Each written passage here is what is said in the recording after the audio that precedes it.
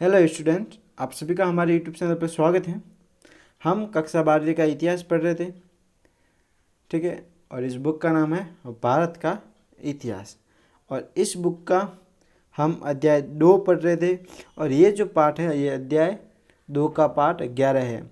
और ये अध्याय 2 का अंतिम पाठ है। इसके बाद हम अध्याय 3 की शुरुआत करेंगे, ठीक है। तो आप बने रहना हमारे साथ। तो इस अध्याय का नाम है भारतीय इतिहास के स्वर्णिम पृष्ठ। ये अध्याय 15 नंबर का है। और पीडीएफ नोट इसके पाने के लिए आप हमारे टेलीग्राम चैनल को ज्वाइन कीजिए, जिसकी लिंक आपको डिस्क्रिप्शन में दे दी गई है, ठीक है। तो चलिए पढ़ना स्टार्ट करते हैं। अब है सांस्कृतिक प्रगति। हम विजयनगर साम्राज्य पढ़ रहे थे। तो विजयनगर की सांस्कृतिक प्रगति।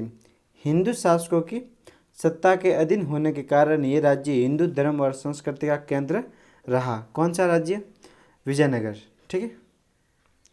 विजयनगर के शासकों ने विशेषकर हिंदू धर्म और संस्कृति को प्रोत्साहन दिया। मध्यकाल में हिंदू धर्म के पुनरुत्थान का श्रेय विजयनगर के शासकों को दिया जाता है।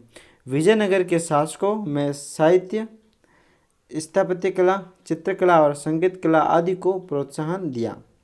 विजयनगर साम्राज्य को सांस्कृतिक गतिविधियों का उत्कृष्ट केंद्र बना दिया। आगे है, इसकी पुष्टि तत्कालीन साहित्यिक रचनाओं, अभिलेखों और विदेशी यात्रियों के वृत्तांत से होती है। अब है साहित्य का विकास। विजयनगर की साहित्यिक कृतियों में धार्मिक, ऐतिहासिक, जीवन वृत्तांत एवं काव्य संबंधी रचनाएं उपलब्ध हैं, ठीक है। विजयनगर के प्रारंभिक शासकों में बुक्का प्रथम ने अनेक धार्मिक रचनाओं के लेखन में योगदान दिया। सायन के नेतृत्व में विद्वानों ने एक मंडल के ने चारों वेदों की संहिताओं सहित अनेक ब्राह्मण ग्रंथों और अन्य ग्रंथों पर भाष्य लिखे। कृष्णदेव राय के संरक्षण में ईश्वर दीक्षित ने हेमकूट नामक महाकाव्य पर 2 टीकाएँ लिखी। ये जो टीका है, ये एक लेखन विधा है। आगे है, अगस्त्य ने अनेक काव्यों की रचना की, जिनमें कुछ रचनाओं पर कृष्णदेव ने मंत्री सालुआ तिम्मर ने टीका लिखी। विजयनगर का महानतम शासक कृष्णदेव राय एक उत्कृष्ट कोटि का कवि और लेखक था, जिसे संस्कृत एवं तेलुगु भाषाओं में प्रवीणता प्राप्त थी।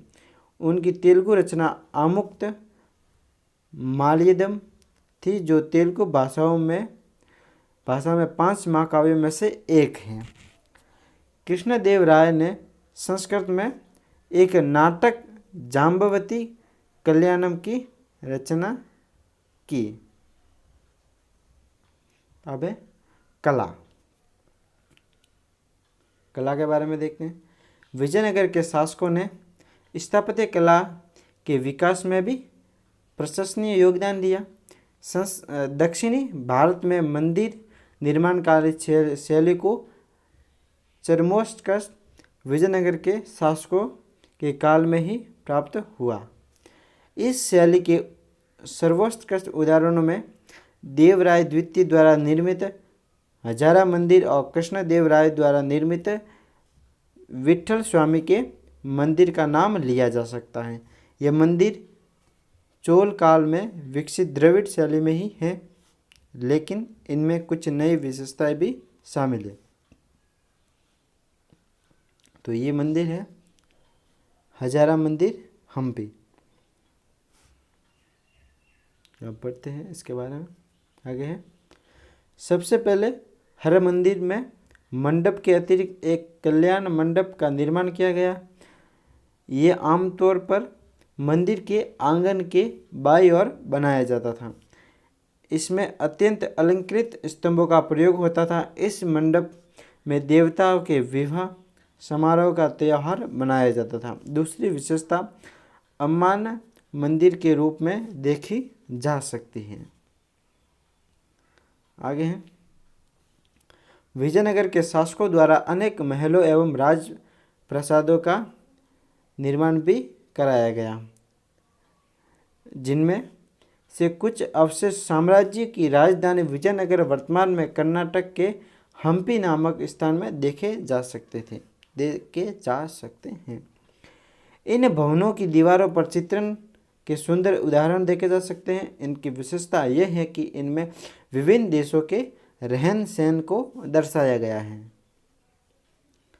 इसके अलावा आगे हैं, चित्रकला के अतिरिक्त मूर्तियों का निर्माण भी इस काल में प्रचुर मात्रा में हुआ। ये मूर्तियाँ अधिकतर शासकों की ही हुआ करती थी।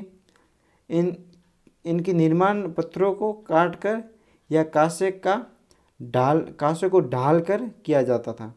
इनका निर्माण या तो पत्थरों को काट कर करते थे या फिर जो कांसा होता था धातु, उनको गलाकर फिर किसी फरमे में या किसी जो सांचा होता है उसमें ढाल कर किया जाता था। कृष्णदेव राय और उसकी पत्नियों वेंकट प्रथम और कुछ अन्य शासकों की कांस्य की बनी विशाल मूर्तियां धातुकला में हैं। में विजयनगर के कारीगरों की प्रवीणता को स्पष्ट करती है। अब है संगीत को भी विजयनगर के शासकों ने विशेष प्रोत्साहन दिया। उनके दरबार में संगीत एवं नृत्य की लोकप्रियता रही।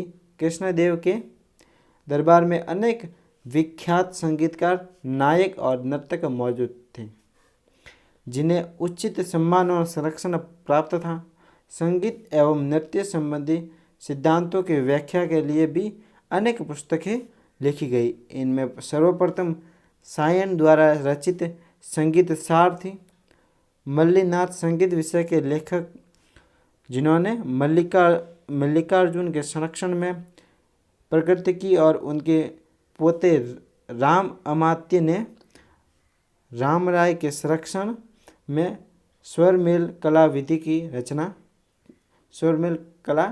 की रचना की।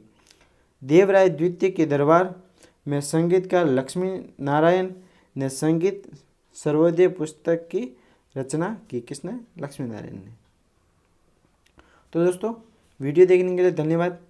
तो हमने अध्याय 1 पढ़ लिया और अध्याय 2 कंप्लीट पढ़ लिया, ठीक है।